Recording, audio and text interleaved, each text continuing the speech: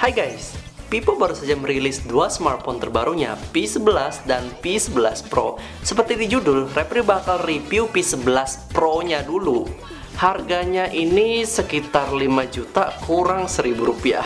By the way, ini HP Repri dapat di Gadget Mart ya. Kenapa mesti di Gadget Mart? Karena Gadget Mart itu paling update, barang terbarunya itu pasti ada, barang barunya pasti ada. Lengkap banget dan paling murah dibanding tempat lain. Yang Repri suka banget itu slogan Gadget Mart itu, jika kemahalan, Gadget Mart bakal ganti 2 kali lipat selisihnya dari tempat lain. Mantap nggak? Oke, dan misalnya kalian yang mau tahu spesifikasi, kalian bisa buka di link deskripsi di bawah ya. Buat kalian yang mau tanya atau mungkin request dan berinteraksi langsung dengan Repri, kalian bisa langsung komen di Instagram Repri. Jadi semua komen kalian di Instagram Repri itu pasti Repri balas ya.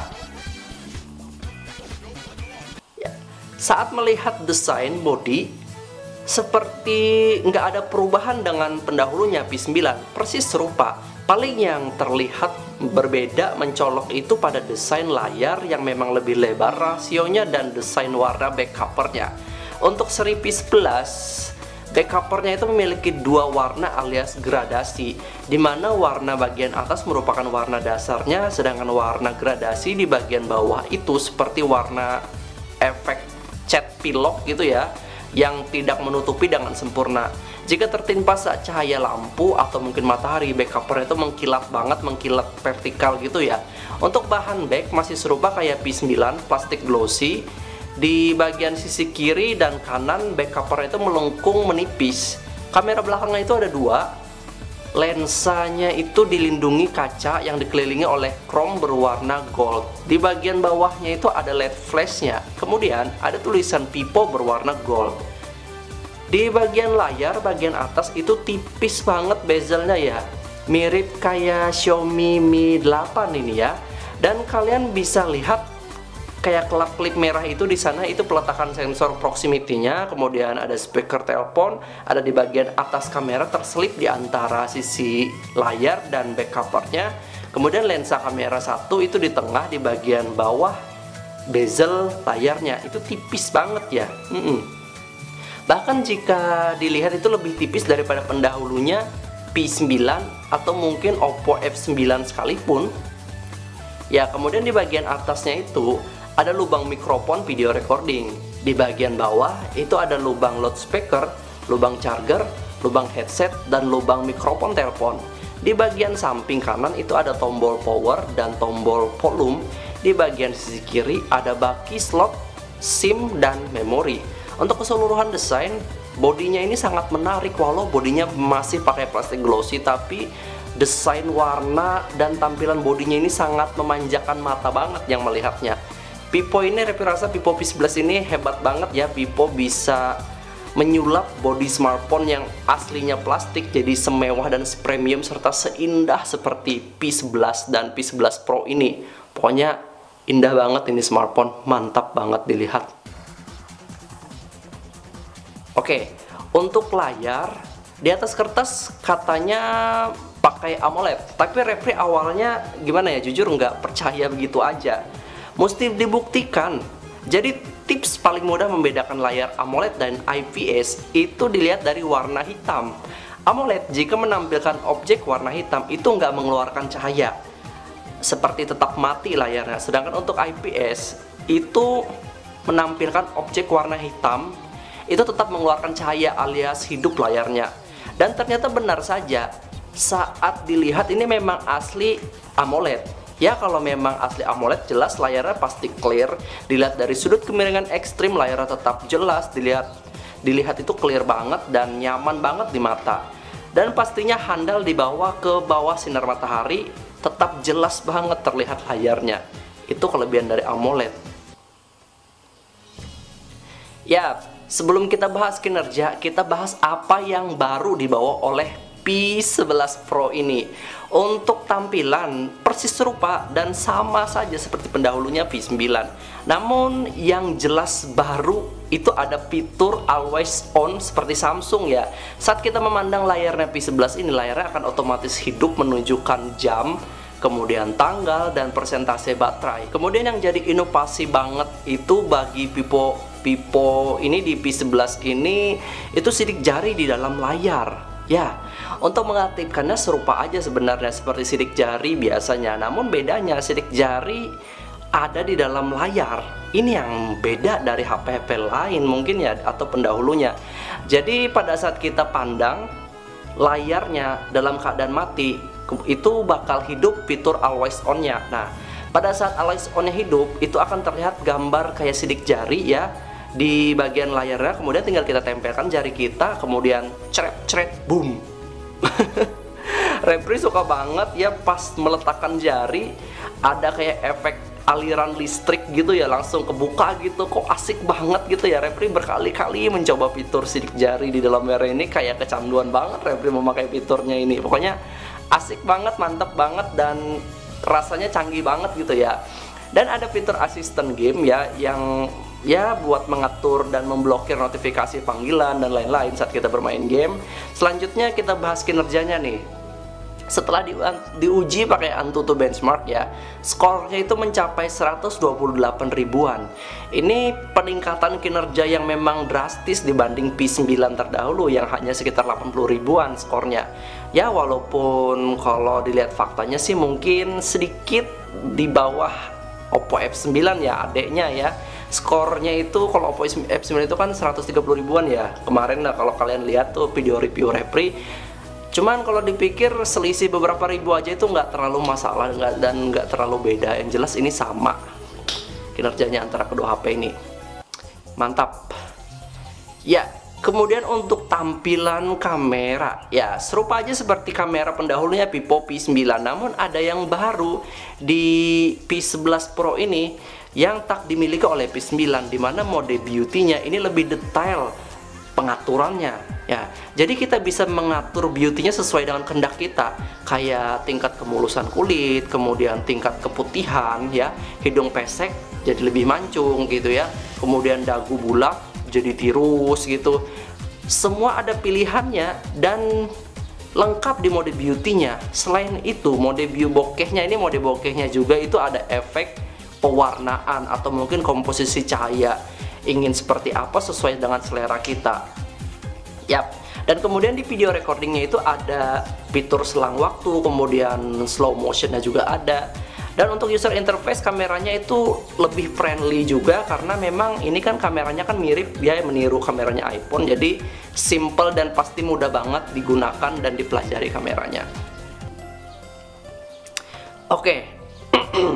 Ini hal yang mungkin faktor yang menjadi utama banget untuk saat ini, hasil fotonya. Karena banyak Repri ngeliat orang di mana-mana pengen beli HP, pasti yang dibukanya pertama kali pasti kameranya, kemudian mencoba selfie dan gimana. Jadi ini Repri tunjukkan hasil fotonya.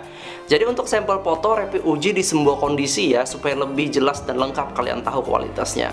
Untuk kamera depan itu berfoto di outdoor menghadap sumber cahaya, hasilnya cukup natural, memberi warna dengan komposisi yang pas dan tajam detailnya.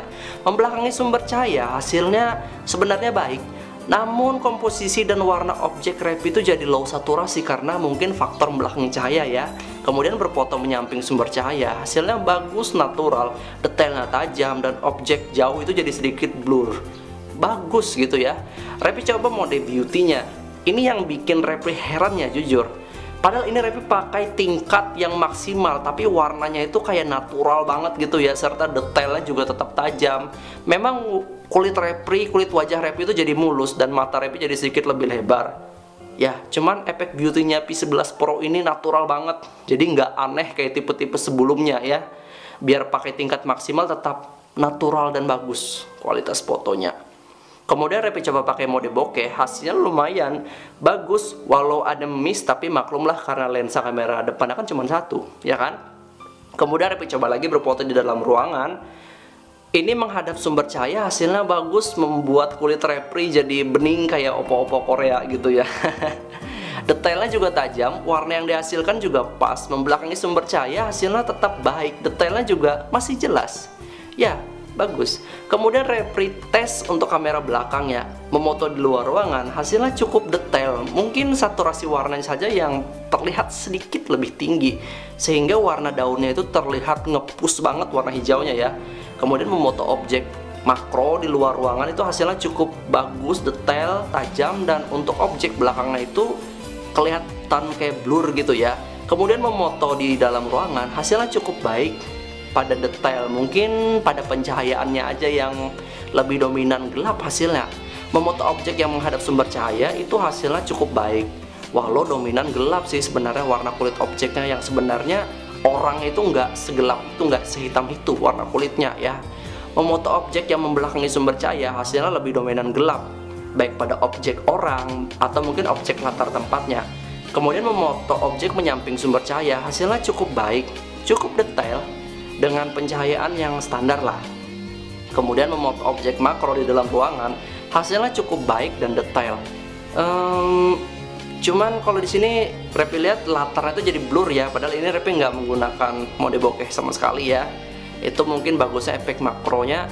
Dan untuk kualitas menurut Repi ini sangat bagus ya, terutama di kamera depannya itu mantep banget, bikin foto selfie sempurna, efek beauty-nya yang natural banget. Sedangkan untuk kamera belakangnya mungkin bisa dibilang masih standar saja, nggak ada spesialnya gitu ya. Mungkin kurangnya itu pada detail sih. Jika kita zoom gitu ya, itu kelihatan jelas banget detailnya, nggak mulus alias penuh dengan noise waktu berfoto di tempat cerah sekalipun. Sedangkan untuk kamera belakangnya mungkin kurangnya pada pencahayaan yang masih dominan gelapnya ya, kurang cerah, dan detailnya kurang mulus juga, dan banyak noise-nya jika kita zoom fotonya. Itu aja ya. Kemudian untuk hasil video kamera depan ya, ini Repi coba di luar ruangan ya, pencahayaannya tuh stabil guys, dinamik ringnya juga stabil, menghadap sumber cahaya bahkan membelakangi sumber cahaya juga tetap stabil pencahayaannya. Namun terjadi perubahan komposisi warna pada objek Repi aja pada saat menghadap sumber cahaya itu warna kulit Repi jauh lebih natural, namun pas membelakangi sumber cahaya itu jadi sedikit keputihan ya warna kulit Repi, itu bedanya. Kemudian Repi tes di dalam ruangan, pencahayaannya juga stabil banget ya, nggak ada penyakit kadang gelap kadang terang. Namun jika membelakangi sumber cahaya, objek Repi itu jadi lebih gelap gitu ya. Dan komposisi warna pada saat itu juga terlihat lebih luntur ya, warna merah pondasi itu jadi kayak kelihatan kayak merah muda. Itu saja sih menurut Repi kekurangannya.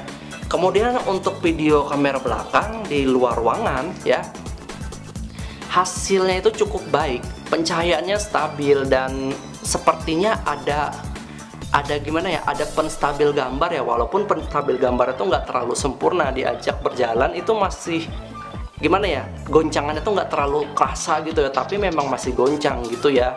Warna yang dihasilkan juga cukup natural.